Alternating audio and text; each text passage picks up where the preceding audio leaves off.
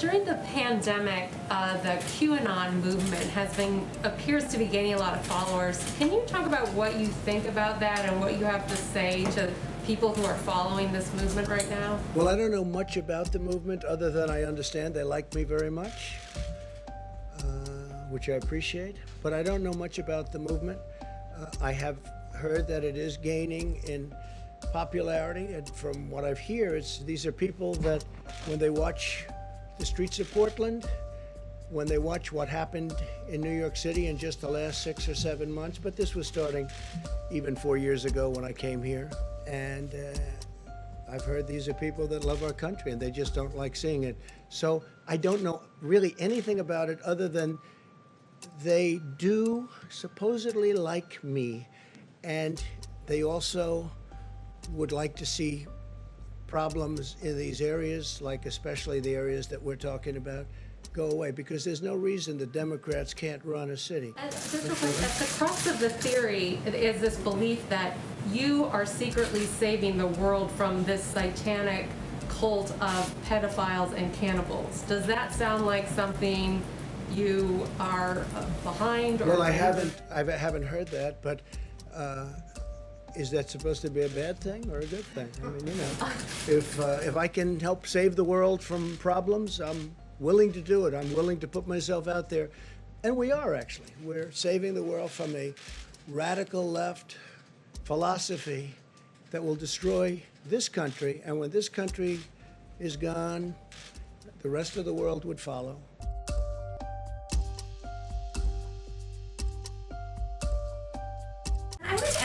You congratulated Marjorie Taylor Greene in a tweet. You called her a future Republican star. Greene has been a proponent of the QAnon conspiracy theory. She said it's something that would be worth listening to. Do you agree with her on that? Well, she did very well in the election. She won by a lot. She was very popular. She comes from a great state, and she had a tremendous victory, so absolutely, I did congratulate her. Please, go ahead. Quickly on QAnon and her decision to embrace that conspiracy theory. Do you agree with her on that? That was the question? Go ahead, please. What exactly is QAnon? I'm so sorry you asked. Get ready for some deep weirdness. CNN captured its broad contours by saying, quote, it's a baseless theory. Followers of QAnon believe there's a deep state within the U.S. government that's controlled by a cabal of Satan-worshipping pedophiles, and Trump is trying to take them down. Sounds weird, right? That's because it is.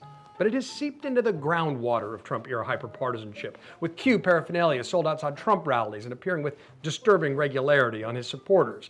And although he hasn't spoken directly about QAnon, the president has fanned the flames, repeatedly retweeting QAnon-supporting accounts, memes, and hashtags.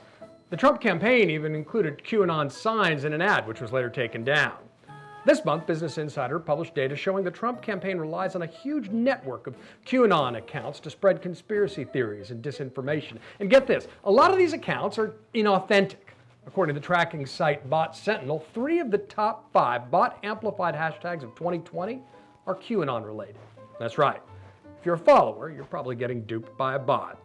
Meanwhile, Trump's former national security advisor and convicted felon Michael Flynn recently decided to go full Q and post a video reciting some of its slogans, which is not creepy at all. Here's the thing, this is much more than a logically extreme extension of play to the base politics. The FBI classified QAnon as a domestic terror threat in a 2019 internal memo. QAnon followers have allegedly been involved in a foiled presidential assassination plot, a devastating California wildfire, and an armed standoff with local law enforcement officers in Arizona. Conspiracy theories offer their followers special knowledge and confirmation bias. When I wrote a book called Wingnuts, extremist groups and conspiracy theories were already defining the conservative resistance to the Obama administration, building on old foundations laid by the John Birch Society and patriot militia movements. Donald Trump's embrace of the racist birther conspiracy theory fit this pattern perfectly, and he's continued pumping up disinformation from the White House. Now, Republicans may look at these likely nominees expressing support for QAnon and try to convince themselves they're outliers. After all, in 2018, the GOP found itself with strange bedfellows on their ballot as well, with Fox News describing Illinois GOP congressional nominee Arthur Jones as, quote, one of several Nazis, Holocaust deniers, or white supremacists who've elbowed their way onto the GOP ballot for November's midterm elections. But Republicans need to ask themselves just why so many unhinged extremist candidates feel comfortable clustering under the GOP banner. In the case of QAnon, and the current congressional candidates embracing its conspiracy theories, the answer lies at the top of the ticket: President Donald Trump.